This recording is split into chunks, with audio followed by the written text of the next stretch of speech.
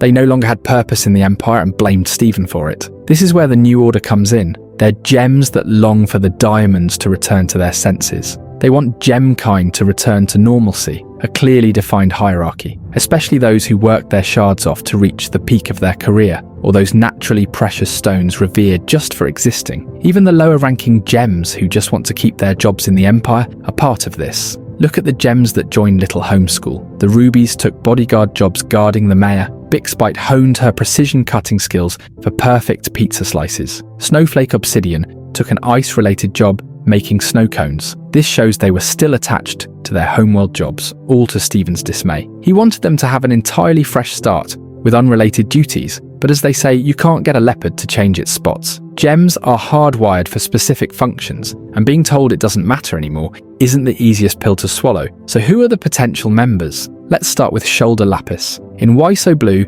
we meet two Lapis gems who took Stephen's advice of doing whatever they wanted, deciding to continue terraforming because that's what they enjoyed. It's what they were good at. Stephen tries to stop them because they were hurting a planet and its inhabitants. But it takes the broken skill set of the OG Lapis to stop them in their tracks. They almost brought out old Lapis there for a sec. We know no one was touching Lapis in her prime. At the episode's end, only Naval Lapis returns to Little Homeschool. I believe she's the only one who had a true change of heart. Shoulder Lapis was clearly just scared of Lapis in that moment, but probably still had a one-track mind on terraforming. Her not showing up to Little Homeschool was the perfect setup for a potential resurface. She could meet up with other gems that share the desire to keep up with their former duties without being under Stephen, no matter how destructive it gets. And I get terrified. You know how the house mistress in those strict all-girls boarding schools supervises dormitories and living spaces, ensures students follow house rules and curfews, teaches them proper etiquette and social skills? Holly Blue essentially plays that role at the Human Zoo.